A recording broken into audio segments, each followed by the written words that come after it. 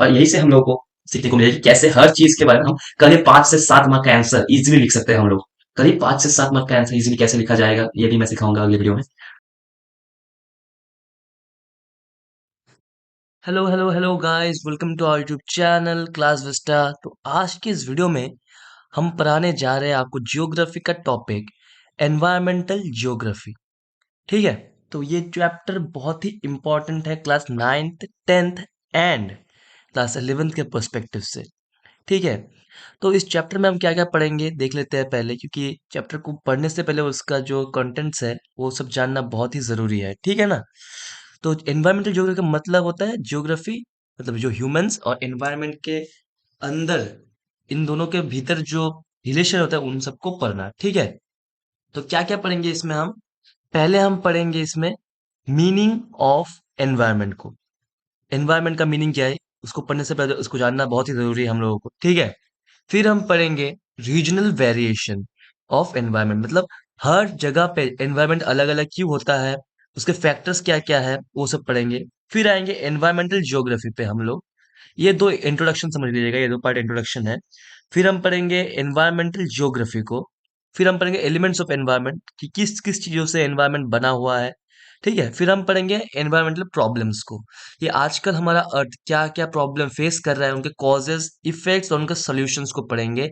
और बहुत ही इंपॉर्टेंट कुछ डिस्कस करने वाला हूँ आज इस वीडियो पे, आप लोग बने रहिएगा।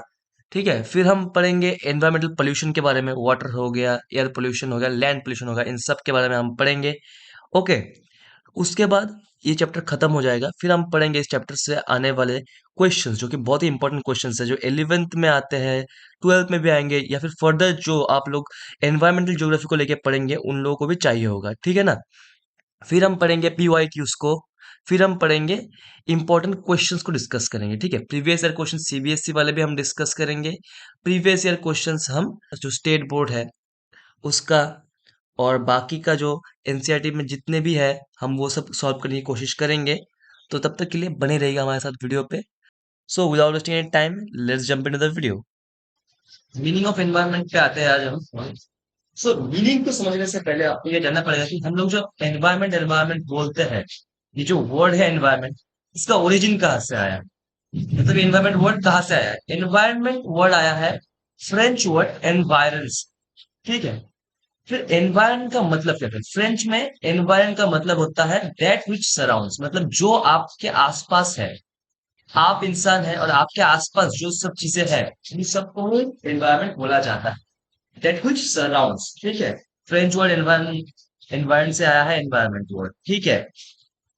फिर आता है, क्या है लिखा है इधर, लेकिन ऐसा नोट्स आप बना लीजिए जैसा मैंने बनाया है। मैं हर वीडियो में बोलता हूँ कि नोट्स बना लीजिए आप, बहुत ही इंपॉर्टेंट नोट्स है इधर। आप नोट्स को फॉलो करते जाइए, नोट्स बनाते जाइए, बहुत ही इजी लगेगा आपको। कहते हैं everything that is around us मतलब ह्यूमंस के around, which includes both living and non living. मतलब हम ह्यूमंस से चारों तरफ जो भी चीजें हम देख सकते हैं, या वो लिविंग हो या फिर वो नॉन लिविंग हो। ठीक है। ये सब चीजें मिला के, हम ह्यूमंस को मिला के, ये नॉन लिविंग थिंग्स और लिविंग थिंग्स सबको मिला के जो एक सिस्टम क्रिएट हो रहा है, सिस्टम, ओके, सिस्टम क्रिएट हो रहा है, उसी को हम बोलेंगे एनवायरमेंट। ओके। तो नॉन लिविंग और लिविंग थिंग्स में क्या था, ये डेफिनेशन हो गया, इसको आप डेफिनेशन के तौर पर भी लिख सकते हैं। ठीक है। तो लिविंग में क्या आता है? लिविंग में आता है जो प्लांट्स एनिमल्स हो गए, सब माइक्रो ऑर्गेनिज्म। माइक्रो ऑर्गेनिज्म मतलब वायरस बैक्टीरिया, ये सब में कुछ वायरस बैक्टीरिया लिविंग भी होते हैं, कुछ नॉन लिविंग भी होते हैं।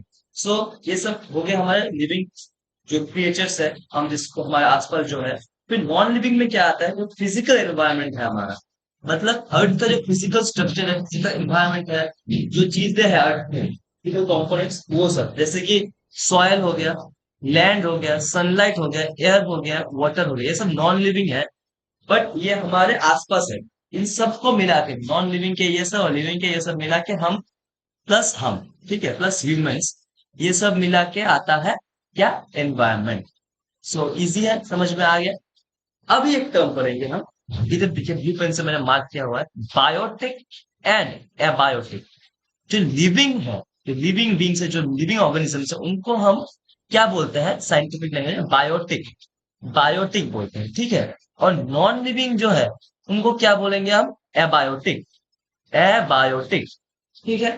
तो क्या है, लिविंग वालों को हम बोलेंगे, जितने भी लिविंग ऑर्गेनिजम्स है उन सबको हम बोलेंगे बायोटिक, और जो नॉन लिविंग है, जो नॉन लिविंग है उनको हम बोलेंगे एबायोटिक। क्लियर है। और ये नॉन लिविंग और ये सब मिला के, ह्यूमंस मिला के क्या आता है, एनवायरनमेंट आता है। एबायोटिक में क्या आता है और बायोटिक में क्या आता है, आप देख लीजिए इससे एक बार। प्लांट्स, एनिमल्स, सब माइक्रोऑर्गेनिज्म जो लिविंग ऑर्गेनिज्म है वो होता है बायोटिक में, और एबायोटिक में आते हैं soil, land, sunlight, air, water. ठीक है। तो ये थोड़ा फास्ट चला गया क्योंकि इसमें ज्यादा कुछ एनवायरनमेंट में डिस्कस करने का है नहीं, सिर्फ डेफिनेशन है, इसका ओरिजिन है, और लिविंग ऑर्गेनिजम्स और नॉन लिविंग ऑर्गेनिजम्स ये सभी है। अब आते हैं, एनवायरमेंट इज ए सिस्टम, मैंने इधर मार्क किया है, देखिए। एनवायरमेंट के बारे में हमने जान लिया, एनवायरमेंट क्या है ये सब हमने पढ़ लिया। अभी पढ़ेंगे कि एनवायरमेंट में जो सिस्टम है, मैंने बोला इधर कि लिविंग बींग्स जितने भी है ये सब, नॉन लिविंग बींग्स ये सब मिलके एक जगह पे रह रहे हैं। ठीक है। प्लस ह्यूमन बींग्स ये सब यहाँ पर रह रहे हैं, हम लोग सब यहाँ पर एक अच्छे से रह रहे हैं, कोई प्रॉब्लम नहीं हो रहा हम लोगों को। तो ये सब मिलके एक सुइटेबल एनवायरनमेंट क्रिएट करते हैं। क्या क्रिएट करते हैं, सुइटेबल कंडीशन क्रिएट करते हैं। ठीक है, सुइटेबल कंडीशन क्रिएट करते हैं जो कि क्या करता है, लाइफ इधर कंटिन्यू करने में हेल्प करता है, जो लाइफ को कंटिन्यू करने में हेल्प करता है इधर। ठीक है। तो ये एक सिस्टम के कारण ही हो रहा है, एक पूरा का पूरा एक मतलब बहुत ही अच्छी तरह से प्लांट, आप समझ सकते हैं कि एक प्लांट सिस्टम है जिसके लिए हम इधर रह पा रहे हैं, जो इतना कॉम्प्लेक्स सिस्टम है, एक बहुत ही कॉम्प्लेक्स सिस्टम है इधर। क्या है, कॉम्प्लेक्स सिस्टम है, एक कॉम्प्लेक्स सिस्टम है जिसके कारण इधर हम लाइफ लीड कर पा रहे हैं, हम ह्यूमन बींग्स प्लस ये जितने भी लिविंग है, नॉन लिविंग है। ठीक है, बहुत ही अच्छी से इधर बनाया गया है हमारे इधर। तो ये एक सिस्टम है, एनवायरमेंट इज ए सिस्टम, इधर बोल रहे हैं। एनवायरमेंट सिस्टम का मतलब क्या है, जितने भी बायोटिक, देखिए क्या लिखा है इधर मैंने, interaction of biotic and abiotic factors. ठीक है, बैलेंस इन एनवायरमेंट, इकोसिस्टम, ये सब मार्क के लिए छोटा छोटा करके मैंने बहुत ही इजीली आप लोगों को डिस्कस किया है। इसका मतलब क्या है भाई, हम देखते हैं इधर। तो हम लोगों ने इधर पे क्या देखा कि ह्यूमन बींग्स, लिविंग जो है मतलब बायोटिक ऑर्गेनिजम्स, और नॉन लिविंग जो कंपोनेंट्स है, ये सब मिलके एक सिस्टम बना रहे हैं, जो एक इंटरेक्शन है, इन सब का एक इंटरेक्शन हुआ क्योंकि ये सब एक साथ रह रहे हैं।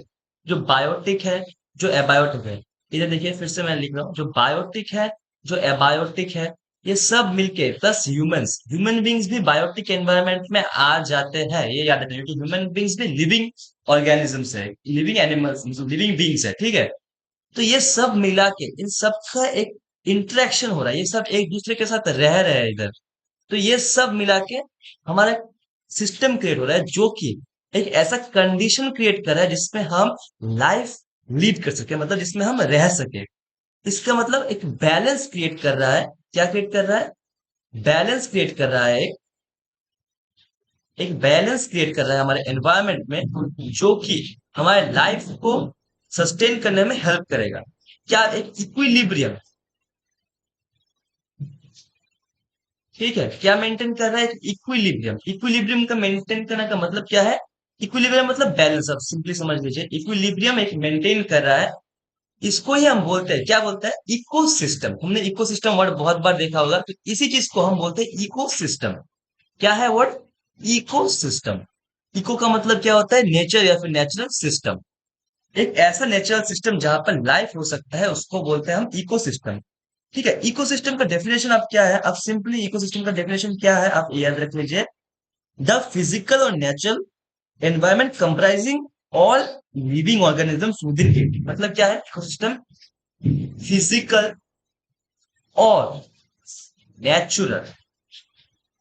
फिजिकल और नेचुरल मतलब एक ही चीज है, मतलब ये सब ने भी है ये सब। ठीक है, ये देख रहे हैं आप, इधर देख लीजिए, जो है फिजिकल नेचुरल, ये सब जो एनवायरनमेंट है, फिजिकल और नेचुरल एनवायरनमेंट कंप्राइजिंग, कंप्राइजिंग मतलब फिजिकल और नेचुरल के साथ साथ जो लिविंग ऑर्गेनिजम्स है, जो लिविंग ऑर्गेनिजम्स है,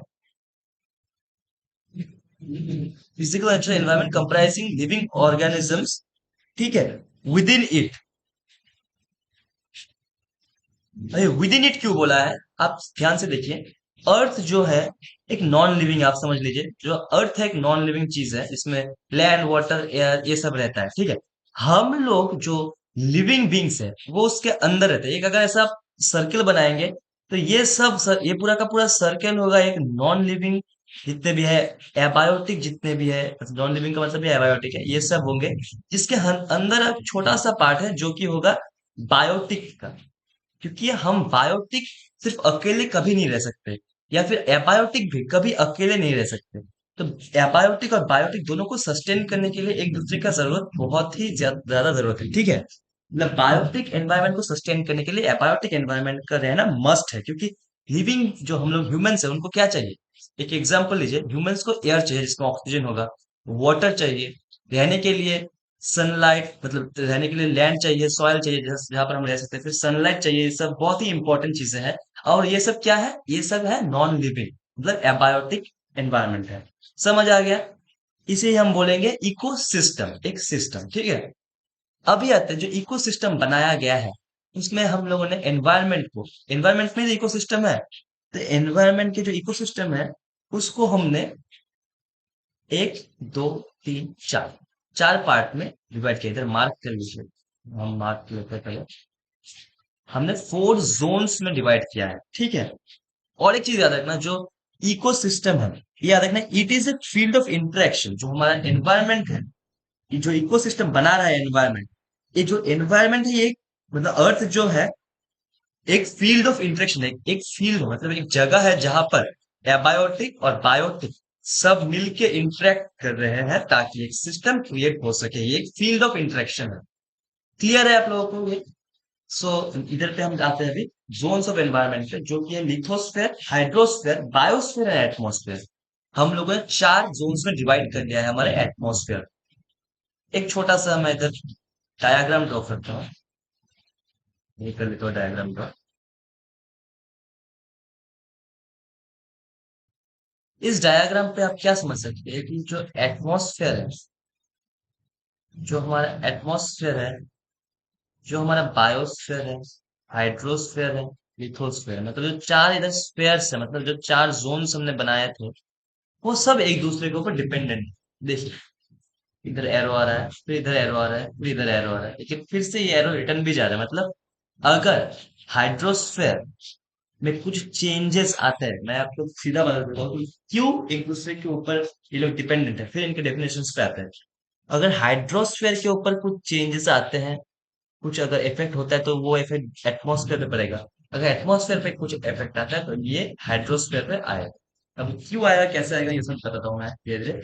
ये डायग्राम देख लीजिए, डायग्राम से आपको ये पता लग जाएगा कि हर एक जो इधर जोन है वो एक दूसरे के ऊपर डिपेंडेंट है, ठीक है। हमारे जो सरफेस है अर्थ का, या फिर जो ऊपर वाला एनवायरनमेंट का पूरा एनवायरनमेंट, हमारा अर्थ का जो एनवायरनमेंट है, सरफेस हो गया या फिर ऊपरी वाला हिस्सा हो गया, हवा जो हो गया, ये सब चीजें एक दूसरे के साथ कैसे रिलेटेड है, एक दूसरे के ऊपर कैसे डिपेंडेंट है, और इन चारों को मिला के हम लोगों का एनवायरनमेंट बनता है, ठीक है। तो हमारे एनवायरनमेंट को बेसिकली 4 भाग में भाग किया जा सकता है, डिवाइड किया जा सकता है। क्या क्या है, लिथोस्फेयर। डेफिनेशन पे आते हैं पहले। लिथोस्फेयर क्या है, लिथोस्फेयर है हमारा जो अर्थ का जो लैंड सरफेस है, अर्थ का जो क्रस्ट है, क्रस्ट पता है ना, जो अर्थ का अगर सरफेस ये हो गया सपोज, तो इधर लैंड सरफेस जहां पर हम रहते हैं, ये हो गया अर्थ का लैंड सरफेस, इसको हम क्रस्ट बोलते हैं, ठीक है ना। तो ये क्रस्ट जो लैंड एरिया है, जो सॉलिड एरिया है, उसको हम बोलते हैं लिथोस्फेयर, ठीक है। जो कि है 29% हिल्स, माउंटेन्स और बाकी जो फिजिकल फीचर्स है, ठीक है। अब आता है हाइड्रोस्फेयर पे। हाइड्रो का मतलब नाम से पता चल रहा है कि वाटर होगा इसमें। तो इसमें वाटर जितने भी है सब है। तो यहाँ पर एक छोटा सा ट्विस्ट है, ठीक है। आप लोग, मैं दिखाता हूँ आप लोगों को क्या है। बहुत से लोग यहाँ पर गलती करते हैं कि बोलते 71% है, ठीक है। मतलब जो ग्राउंड वाटर हो गया, सिर्फ जो लैंड, जो सरफेस के ऊपर हमारा अर्थ का जो सरफेस है, इसमें जितना वाटर है, जो लेक्स हो गए, पॉन्ड्स हो गए, इन सब में जितना वाटर है, यही बस खत्म है। यही 71% में हाइड्रोस्फीयर आता है। बट यहाँ पर ये गलत है, ठीक है। पहली बात तो जो ग्राउंड वाटर वो तो आएगा ही, साथ में जो एटमोस्फेरिक वाटर है, जो हाइड्रोलॉजिकल साइकिल है, समझ आ रहा है ना हाइड्रोलॉजिकल साइकिल क्या होता है। हाइड्रोलॉजिकल साइकिल का मतलब होता है जो सी ओशन से जितने भी है वहां से जो वेपर्स वाटर वेपर्स ऊपर जाते हैं, फिर कंडेंसेशन के कारण वो क्लाउड फॉर्मेशन होता है, फिर वो रेनफॉल की तरह नीचे गिरते हैं, जो फिर से वाटर बन जाते हैं। फिर से ये प्रोसेस का पूरा रिपीट होगा, ये साइकिल। इसी को हम बोलते हैं हाइड्रोलॉजिकल साइकिल। ठीक है, मतलब वाटर कैसे कैसे अपना फॉर्म चेंज करता है हर एक स्टेज पे जाके, इसे हम हाइड्रोलॉजिकल साइकिल कहते हैं।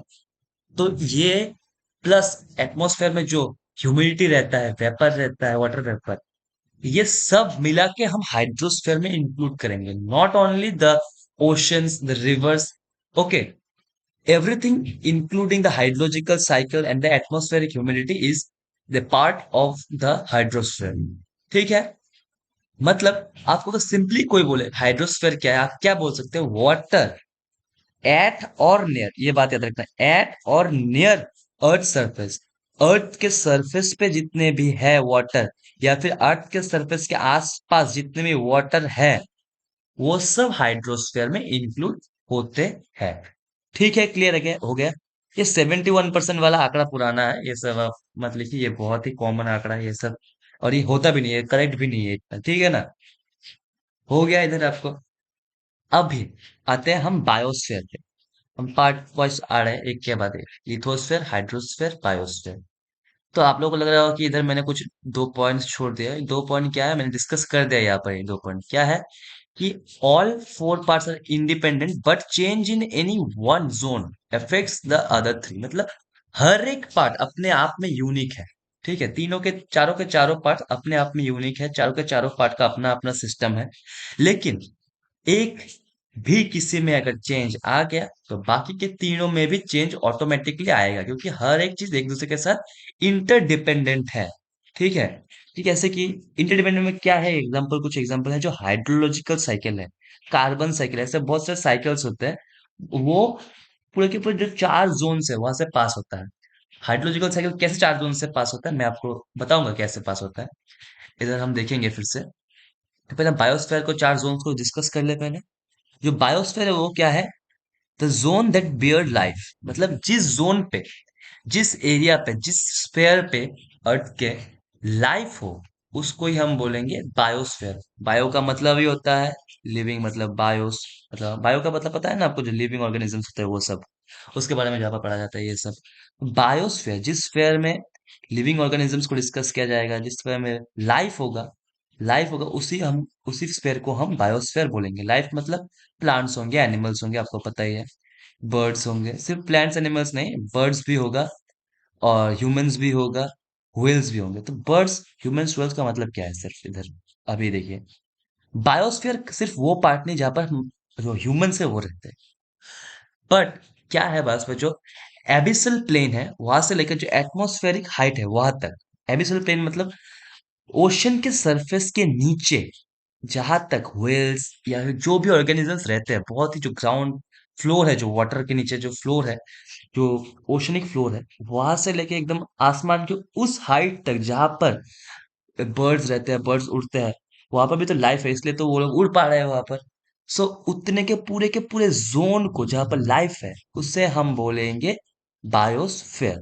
ठीक है, बस हम जहां पर रह रहे हैं ह्यूमन बींग्स वही बायोस्फेयर नहीं, पूरा का पूरा सिस्टम जहां पर ऊपर से लेकर नीचे तक जहां पर बर्ड्स उड़ते हैं, फिर आता है ह्यूमंस मिडिल में, फिर आता है नीचे एबिसल प्लेन में व्हेल्स या फिर जो एक्वाटिक एनिमल्स हो गए, ये सब।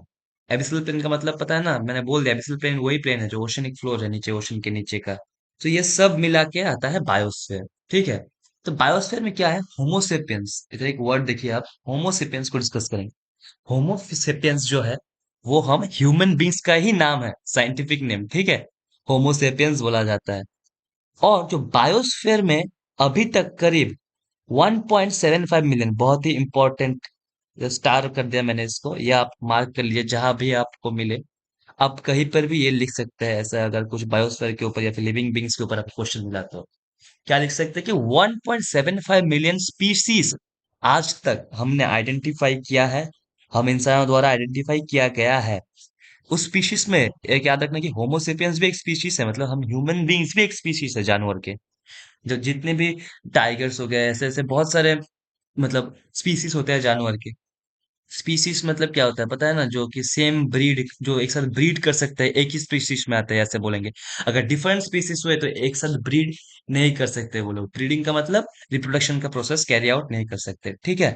तो यही है जो 1.75 मिलियन का जो ये नंबर है, ये याद रखना बस आप लोग कि 1.75 मिलियन स्पीसीज आज तक ह्यूमन बींग्स ने आइडेंटिफाई किया है अपने बायोस्फीयर में।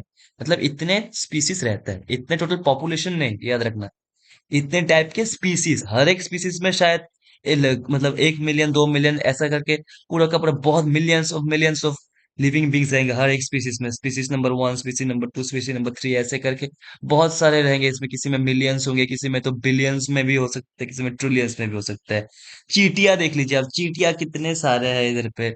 चींटियों से लेके हाथियों तक सब स्पीसीज में आते हैं, इन्हीं 1.75 मिलियन में आते हैं, इंक्लूड होते हैं, ठीक है। क्लियर है आपको ये? बायोस्फीयर का कोई कंफ्यूजन नहीं है। अब आते हैं हमारे टॉपिक एटमॉस्फेयर पे। एटमॉस्फेयर जो है आपको पता ही होगा कि गैसियस लेयर है, ये तो बेसिक चीजें है अर्थ का जो है। अर्थ के ऊपर एक ऐसा लेयर है जो कि गैसियस लेयर है, सिर्फ गैस नहीं, इसमें छोटे छोटे डस्ट पार्टिकल्स भी होंगे, छोटे छोटे थोड़े थोड़े वाटर वेपर्स भी होंगे। बाकी जितने भी इंपॉर्टेंट गैसेस है जो हमको चाहिए अर्थ में, वो सब है। इसी को हम बोलते हैं क्या? एटमॉस्फेयर। ठीक है, एक ब्लैंकेट है, एयर का एक ब्लैंकेट है, हवा का, ठीक है। इसमें क्या क्या इंक्लूड है? Water vapour, dust, gases. अब जो एटमॉस्फेयर है, जहां पर लोग रह सकते हैं, या फिर जहां पर एटमॉस्फेयर का फंक्शन दिखता है, एटमॉस्फेरिक फंक्शन जितने भी कितने हैं? अर्थ के सरफेस से लेके, जो सरफेस ऑफ द अर्थ है, जो क्रस्ट है, अर्थ के सरफेस से लेके ऊपर हाइट कितने तक? 480 किलोमीटर तक जितने भी है वो सब है हमारे एटमॉस्फेयर। जो स्फेयर है, मतलब जो जोन है, जो एटमॉस्फेरिक जोन है, उसके अंदर आता है। एटमॉस्फेयर को अगर हम डिवाइड करते हैं तो इससे ज्यादा आता है, करीब करीब 10,000 के आसपास आता है। बट ये जो 480 लिखा हुआ है इधर पे, ये क्यों लिखा है? कि यहाँ तक जो एटमॉस्फेयर है वो करेक्टली हमारे अर्थ के जो अंदर है, जो स्फेयर है, जो बायोम है, उसके अंदर आता है, ठीक है ना। अभी एक चीज यहाँ पर मैंने बोला कि जो तीन साइकिल्स है, जो साइकिल्स है, जो इधर हाइड्रोलॉजिकल साइकिल, कार्बन साइकिल, ये सब चारों जोन्स में से पास होते हैं। और एक किसी जोन में अगर चेंज आ गया तो बाकी 3 जोन्स भी चेंज हो जाएंगे। बट हर एक जोन एक अपने आप में यूनिक है, अपने आप में इंडिपेंडेंट है। कैसे? अभी इसको हम डिस्कस करेंगे। तो यहाँ पर देखते हैं, थोड़ा सा इधर मैं एक नया पेज ले लेता हूं मैं, ठीक है। इस पेज में हम क्या पढ़ेंगे? इस पेज में देखिए कि अगर सपोज हमने एग्जांपल ले लिया एटमॉस्फेयर का, ठीक है। किसका? एटमॉस्फेयर। एटमॉस्फेयर में क्या क्या है? गैसेस। कैसे गैसेस? ऑक्सीजन हो गया, ठीक है, कार्बन डाइऑक्साइड हो गया। तो हम बेसिकली ऑक्सीजन और कार्बन डाइऑक्साइड का एग्जांपल अभी लेते हैं, ठीक है। फिर हम आते हैं हाइड्रोस्फेयर पे। किस पे? हाइड्रोस्फेयर। तो हाइड्रोस्फेयर में क्या क्या आता है? वाटर जितने भी है, इसमें हम बोलेंगे हाइड्रोलॉजिकल साइकिल या फिर वाटर साइकिल, जो भी है, हाइड्रोलॉजिकल साइकिल। हाइड्रोलॉजिकल साइकिल को हम इसमें इंक्लूड करेंगे, ठीक है। और एक क्या है? एटमॉस्फेयर। ओ, एटमॉस्फेयर तो हो गया इधर, हाइड्रोलॉजिकल साइकिल भी हो गया, और हाइड्रोस्फेयर। अभी आते हैं बायोस्फेयर। बायोस्फेयर तो सबसे इंपॉर्टेंट है, क्योंकि इस तरह हम लिविंग बींग्स रहते हैं, जितने भी है लिविंग बींग्स, ये सब है, ठीक है। ये 3 और है लिथोस्फेयर।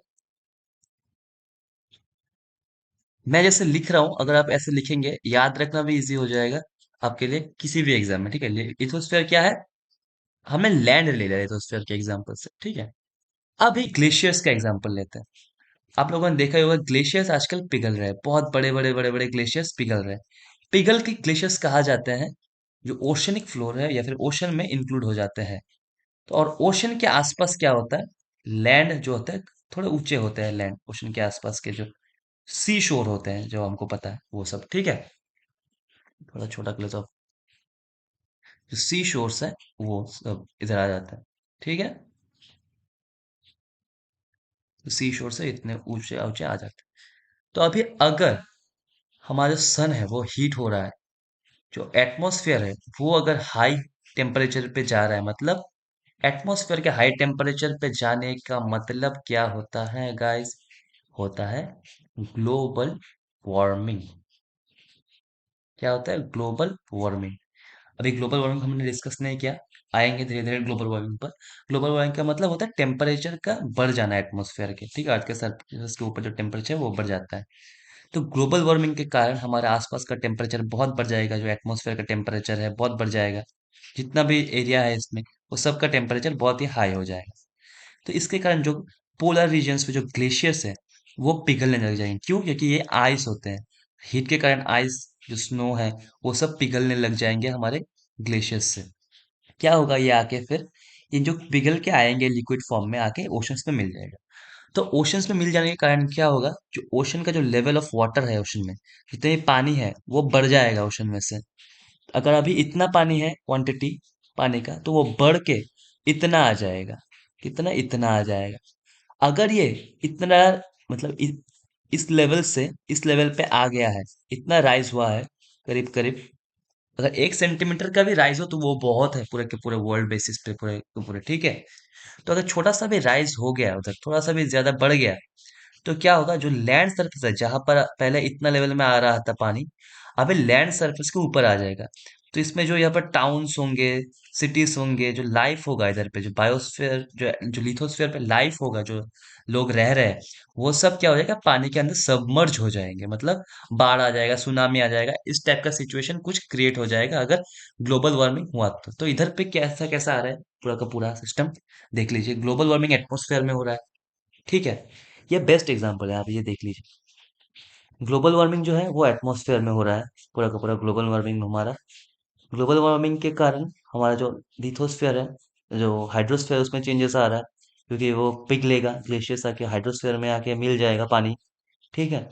फिर उसके कारण क्या हो रहा है? हमारा जो लिथोस्फीयर में जो आ रहा है वो सबमर्ज हो रहा है। लिथोस्फीयर में जो लाइफ स्टाइल है, लोगों का लाइफ है, वो सब खत्म हो रहा है, क्योंकि पानी से, उनका बाढ़ से सब कुछ खत्म हो जाएगा। अगर लाइफ खत्म हो गया, इसका मतलब जो बायोस्फीयर है उसका कोई मतलब ही नहीं है। बायोस्फीयर का काम ही है लाइफ को सस्टेन करवाना। सिंपल है, समझ गए? ओके। सो आते हैं हमारे नेक्स्ट टॉपिक पे, रीजनल वेरिएशन ऑफ एनवायरनमेंट। अभी पढ़ते हैं रीजनल वेरिएशन।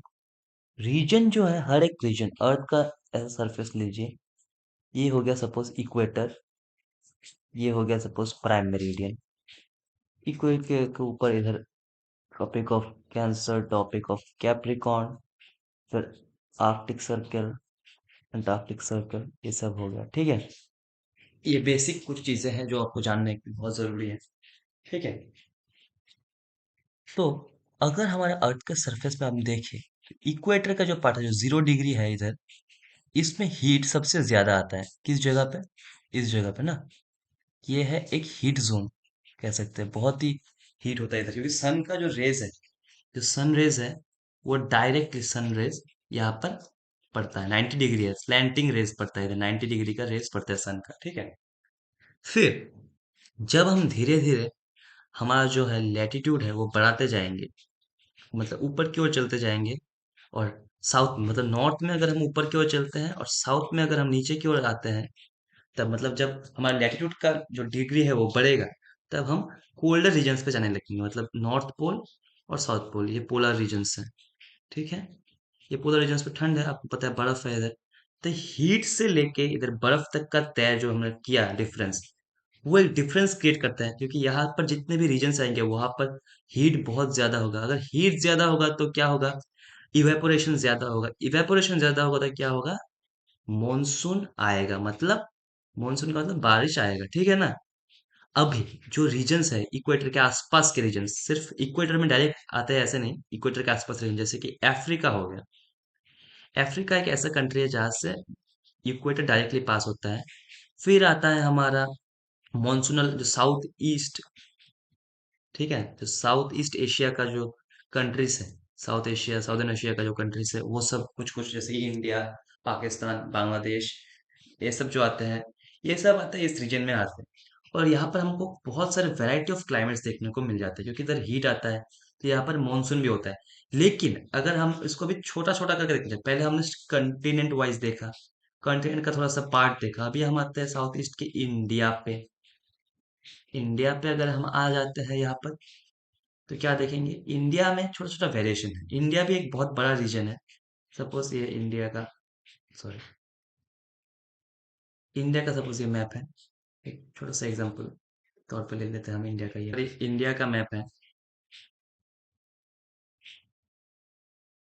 ठीक है। तो हमको क्या देखने को मिलता है, जो कश्मीर का रीजन है वहाँ पर ठंडा है बहुत। नॉर्थ ईस्टर्न जो हिमालयन रीजन से वहाँ पर ठंडा है। जो इक्वेटर, जो सॉरी इक्वेटर नहीं, जो मिडिल में ऐसे पास हो रहा है हमारा ट्रॉपिक ऑफ कैंसर यहाँ से, ठीक है, गुजरात यहाँ से करीब पास होता है, जो हमें साउथ और ये नॉर्थर्न इंडिया को डिवाइड करता है। तो इसके नीचे का जो पार्ट है, यहाँ पर हीट बहुत ज्यादा है, बहुत ही हॉट है ये रीजन। और जो ऊपर का रीजन है, वो थोड़ा मॉडरेट टेम्परेचर में चलता है, ठीक है ना। और जो यहाँ पर राजस्थान है, यहाँ पर हॉट है, गुजरात हॉट है बहुत, ठीक है ना। यहाँ पर आ जाते हैं फिर दार्जिलिंग, सिक्किम, ये सब रीजन जो हिमालयन रीजन से, ये बहुत ही कोल्ड है। सो इधर भी वेरिएशन देखने को मिलता है, एक जगह से दूसरी जगह बहुत ही अलग होता है। सो ये सब क्यों होता है? फर्स्ट, कि हमारा जो अर्थ है वहाँ पर कोई एनवायरनमेंट में, जो अर्थ का जो एनवायरनमेंट है, अर्थ का जो सरफेस है, वहाँ पर कोई बाउंड्रीज नहीं है, तो इसलिए हम इसको डिवाइड तो नहीं कर सकते अपने मर्जी से, तो इसको डिवाइड करना थोड़ा टफ हो जाता है। बट एनवायरनमेंट में कोई लिमिट नहीं है, एनवायरनमेंट में कोई बाउंड्री नहीं है। लेकिन जो हमारे इधर का एक रीजन है दूसरे रीजन को कैसे इन्फ्लुएंस कर रहा है, मतलब एक पार्ट अर्थ का दूसरे पार्ट को कैसे इन्फ्लुएंस कर रहा है, ये सब देखकर ही हम एनवायरनमेंट में वेरिएशन को देख सकते हैं, समझ सकते हैं। एनवायरनमेंट कैसे अलग अलग है हर जगह पे, ऐसे हम समझ सकते हैं। जो अर्थ में जितने भी प्लेसेस हैं, इधर देखिए, one region influences the other region. Earth में जितने भी प्लेसेस है वो सब एक दूसरे के ऊपर डिपेंडेंट, जो प्लेसेस है वो हर एक प्लेस एक दूसरे के ऊपर डिपेंडेंट है। एक रीजन जो है दूसरे रीजन को इन्फ्लुएंस करता है, मतलब एक जगह क्लाइमेट दूसरी जगह क्लाइमेट को कैसे इन्फ्लुएंस करता है। लेकिन जो ये वेरिएशन है क्यों आता है, हाँ, अभी पढ़ेंगे वेरिएशन क्यों आता है। ओशनिक करंट्स के कारण, विंड्स और वाटर के कारण, ठीक है ना। अभी डिस्कस करते हैं धीरे धीरे, एक रीजन दूसरे रीजन को कैसे इन्फ्लुएंस करता है। अगर एक रीजन पे, सपोज हमारे इंडिया का पकड़ लो, जब यहाँ से हमारे इंडिया के, छोटा सा एग्जांपल है, यहाँ से जब नॉर्थ ईस्टर्न विंड्स आते हैं, तो यहाँ पर जो हिमालयस का जो पहाड़ होता है, बड़ा बड़ा जो पहाड़ होता है हिमालयस का, वो इन नॉर्थ ईस्टर्न विंड्स को कवर कर लेता है। इसलिए क्या होता है, जो उस साइड में हमारा जो नॉर्थ ईस्टर्न विंड्स के कारण ज्यादा हमारे इधर बारिश नहीं हो पाता इंडिया के इधर। लेकिन देखिए, उस साइड में तो बारिश हो जाएगा, जो हिमालयन का साइड है जहाँ पर आके वो विंड टकराएगा, लेकिन इस साइड में कौन बारिश देगा, नहीं आ सकता। इस साइड के लिए हमारा साउथ वेस्ट मानसून, ठीक है। लेकिन साउथ वेस्ट मानसून का जो है इधर पे आपको ज्यादा देखने को मिल जाएगा इन्फ्लुएंस, जब छोटा नागपुर प्लेटो या फिर जो मतलब जो डिकन प्लेटो का रीजन है, ये सब पार करके जाएगा। जाने के बाद यहाँ से बे ऑफ बंगाल से कैरी करेगा, फिर जाके ऊपर जाएगा, फिर मेघालय के इधर आके टकराएगा, जो मेघालय का जो प्लेटो है वहाँ के साथ। फिर इस साइड में बारिश हो जाएगा, ठीक है, इस साइड में नहीं होगा, फिर इस साइड में बारिश हो जाएगा, फिर इस साइड में नहीं होगा। तो छोटा छोटा करके ऐसा एग्जांपल एक समझ लीजिए आप, कि कैसे एक रीजन का जो स्ट्रक्चर है, एक रीजन का जो मतलब दूसरे रीजन के ऊपर जो इन्फ्लुएंस है, वो एक किसी भी रीजन के स्ट्रक्चर के ऊपर बहुत डिपेंड करता है, ठीक है। मतलब एक रीजन का स्ट्रक्चर दूसरे रीजन के क्लाइमेट को इन्फ्लुएंस कर देता है। समझ सकते हैं कितना बड़ा फैक्टर है। और एक कुछ फैक्टर्स है कि ओशन करंट्स मैंने बोल दिया कि ओशन के जो वेव्स है उसके कारण भी क्लाइमेट कभी कभी डिटरमाइन हो जाता है। जैसे कि ओशन करंट्स अगर हॉट हुए, तो हॉट ओशन करंट्स का इन्फ्लुएंस अलग होगा रीजन पे, अगर कोल्ड हुआ तो उसका इन्फ्लुएंस अलग होगा। विंड का तो मैंने बता ही दिया, ये देखिए मानसून विंड के बारे में, साउथ वेस्ट मानसून, और ये है नॉर्थ ईस्ट मानसून के बारे में। वाटर, भाई वाटर मतलब क्या है, कितना दूर है वाटर के सरफेस से। ओशन करंट्स वाटर एक ही प्राय हो गया, सेम सेम हो जाता है ये दोनों। कितना दूर है एक जगह वाटर सरफेस से, ये सब के ऊपर डिपेंड करता है, क्योंकि जो ओशन के आसपास का जो कोस्टल रीजन होता है, कोस्टल रीजन्स में टेम्परेचर इतना वेरी नहीं करता, मतलब इतना ना ही हॉट होता है ना ही कोल्ड होता है, वो मॉडरेट टेम्परेचर होता है। समझ आ गया। अब पढ़ते हैं, we observe regional variation amids the global environment. जो रीजनल वेरिएशन है हम ग्लोबल एनवायरनमेंट में देख सकते हैं, मतलब ग्लोब में, पूरा का पूरा अर्थ में छोटा छोटा रीजन्स डिवाइड किया गया है। रीजन क्लाइमेटिक रीजन्स को डिवाइड कर देगा, एनवायरमेंटल रीजन्स को डिवाइड, हर एक जगह पे अलग अलग टाइप का एनवायरनमेंट मिल जाएगा। अभी कुछ फैक्टर्स पढ़ेंगे हम, जो कि इन जो वेरिएशन है उसको डिटरमाइन करता है। Factors determining natural environment, location पहले बता दिया, फिजियोग्राफी मतलब वो माउंटेन्स का एग्जांपल जो मैंने दिया, फिजियोग्राफी। डिस्टेंस फ्रॉम वाटर बोल दिया। हाइट एंड ऑल्टीट्यूड, अभी देखिए एग्जांपल हाइट एंड ऑल्टीट्यूड का। अभी एक चीज है कि हमारा जो आगरा है वो, और जो हमारा दार्जिलिंग है, हमारा जो आगरा है और दार्जिलिंग है वो एक ही लैटिट्यूड पे लाई करता है। लैटिट्यूड सेम है इन दोनों का, आगरा और दार्जिलिंग का लैटिट्यूड सेम है। ये आगरा है, ये दार्जिलिंग है, इन दोनों का लैटिट्यूड सेम ही है। बट दोनों में टेम्परेचर का डिफरेंस देखिए, दोनों में जो एनवायरनमेंट है उसका डिफरेंस देखिए। आगरा कितना गर्म होता है और दार्जिलिंग में बर्फ पड़ता है, तो डिफरेंस तो हुआ ना इधर। एक जगह पे आपको स्नो देखने को मिल रहा है और एक जगह पे आपको लू देखने को मिल रहा है, तो कितना डिफरेंस हो जाता है। क्यों है ये डिफरेंस? क्योंकि आगरा से दार्जिलिंग बहुत ही ऊंचा है। अगर दार्जिलिंग यहाँ पर है तो आगरा इस लेवल पे है, तो आगरा इस लेवल पे है हाइट के मामले में, ठीक है।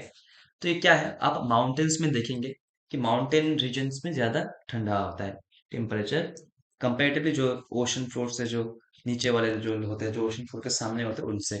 क्यों? क्योंकि जब आप हाइट में ऊपर जाते हैं, ठीक है ना, आप जब हाइट में ऊपर जाते हैं, अर्थ के सरफेस से ऊपर की ओर जाते हैं, तब उस समय जो टेम्परेचर है वो गिरता रहता है, प्रेशर भी बढ़ता रहता है, टेम्परेचर गिरता रहता है। ये सब प्रेशर के बारे में हम बाद में बात करेंगे, टेम्परेचर के बारे में बात कर रहे हैं हम अभी।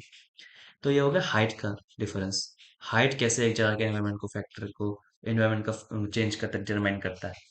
क्लाइमेट, ये क्लाइमेट देखिए, इन सब के कारण ही क्लाइमेट का चेंज आ रहा है, तो क्लाइमेट के कारण एनवायरमेंट तो चेंज होगा ही।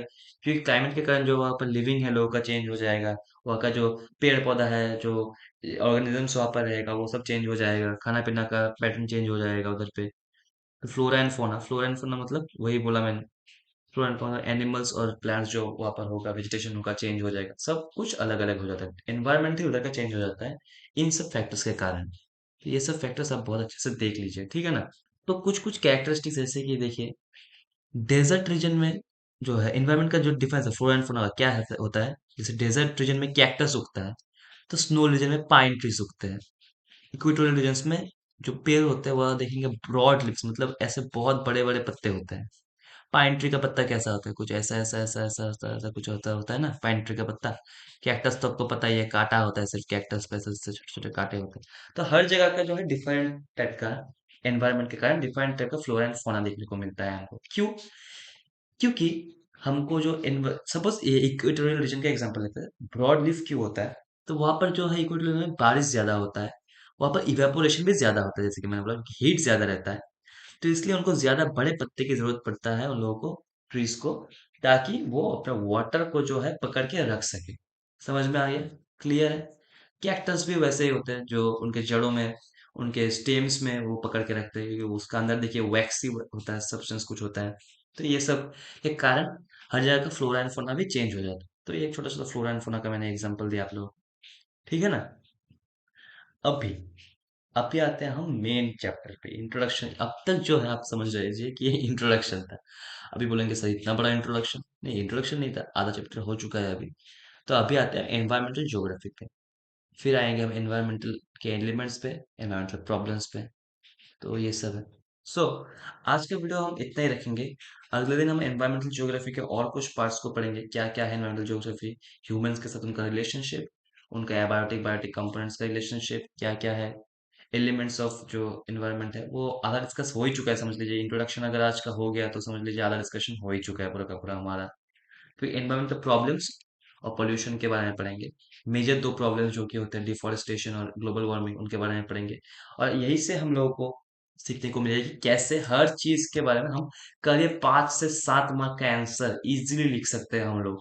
करीब 5 से 7 मार्क का आंसर इजीली कैसे लिखा जाएगा ये भी मैं सिखाऊंगा अगले वीडियो में।